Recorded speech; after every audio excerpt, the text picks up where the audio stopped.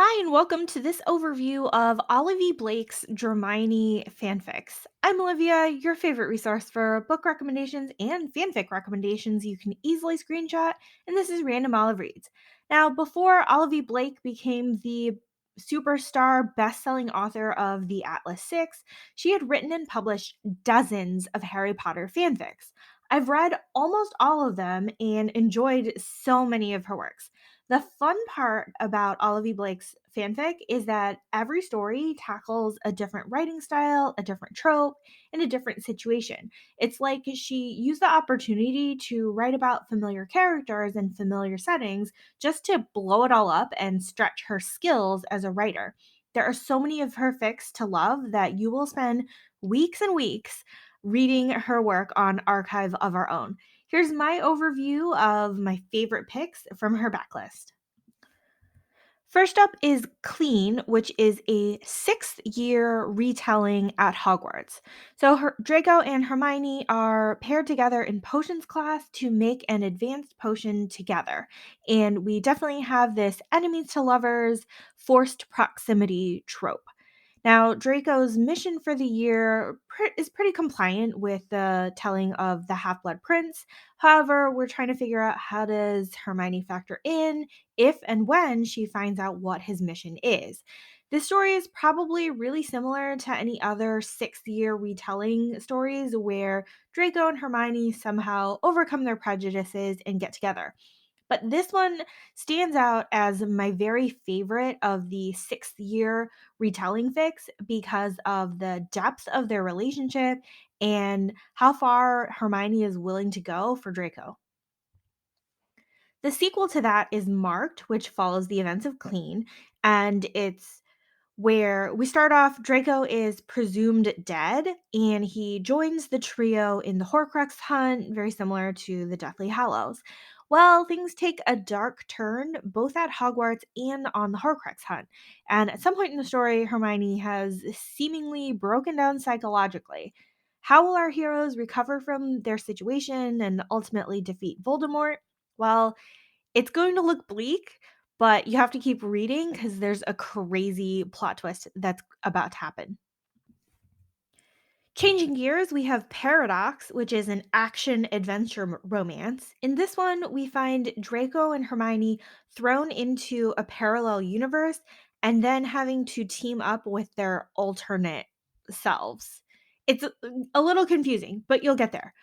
We spend time in both what's called the Potterverse, which is canon as we've known it, and the Grindelverse, a world where Grindelwald defeats Dumbledore and sets up his militaristic regime. And then we follow these adventures sort of separately. So there's going to be chapters that are labeled Potterverse and sections that are labeled Grindelverse. This fic is very heavy on the plot. It's light on the smut, even though you know the romance is happening. But you can definitely tell how witty and clever the writing is. This one is a fun one, but it will make your brain spin. Nightmares and Nocturnes is another sort of wartime story. This one, Hermione is emotionally scarred in lots of ways. Somehow she ends up at Malfoy Manor and she's nearly comatose and she's remembering bits and pieces of her time in battle as fairy tale allegories. So this one is super complicated and really emotionally wrenching because Hermione's just so terribly damaged.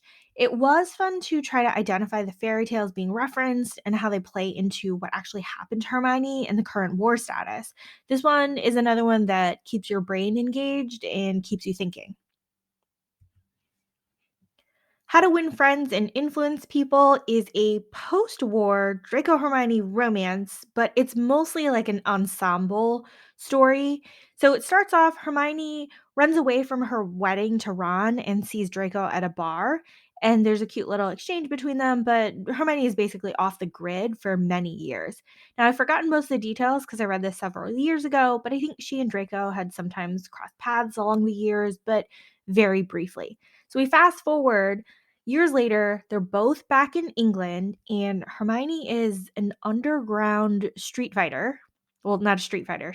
It's inside bars, but it's in the cellar or basement. And Draco plus his friend group are hired assassins, but they bill themselves as like party planners. It's actually quite humorous. There's also a really interesting plot connected to the Peverell brothers. So that's fun to see that play out and how did the Peverell brothers survive all this time? I'd consider this one an action adventure story with a huge amount of humor. Next up is Divination for Skeptics. It's sort of like a soulmate story, but it's mostly based on a compatibility spell. So the Weasley twins have invented a charm that let users identify the percent compatibility with their friends and partners. So in Hermione's quest for the perfect mate, she checks her score with practically everyone and ultimately lands on Draco as the highest scoring partner. Now, it's been a while since I've read this one as well, but it's definitely a more lighthearted romantic comedy story.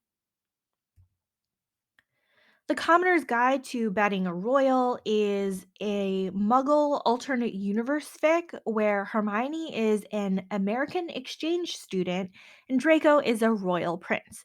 This is a multi year ensemble epic story with romantic comedy vibes. Now, there are going to be multiple pairings throughout the story because it's multi year, they're in college, and the friend group keeps mixing up who they're dating and who they're ending up with. You should definitely treat this one like a multi season sitcom. There is a sequel to the story, but I haven't read that yet.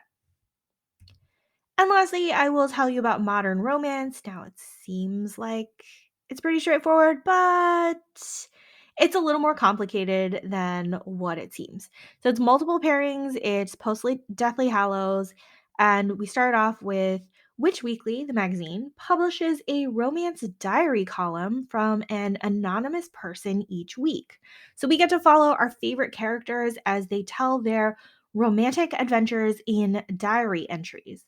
What's interesting here is since it's an anonymous column, the identity of the writer and all the people they're talking about is unknown.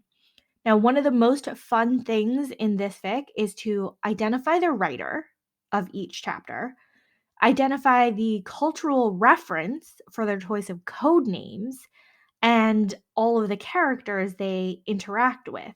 So, for example, one chapter might use all the different characters from the movie The Breakfast Club, and you have to figure out, well, who's telling it and who does each code name represent.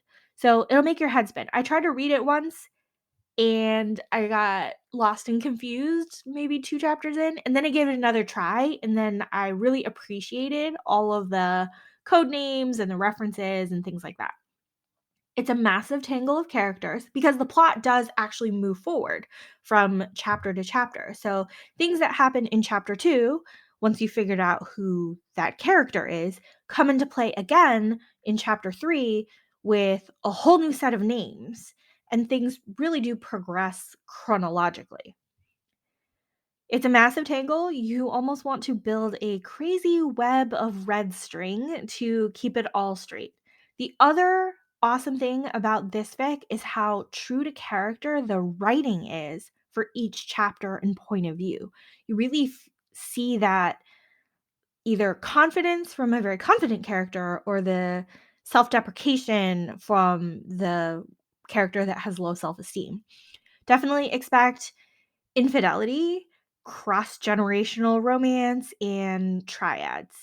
Even though each chapter is technically standalone, like I said, the overarching plot advances from chapter to chapter.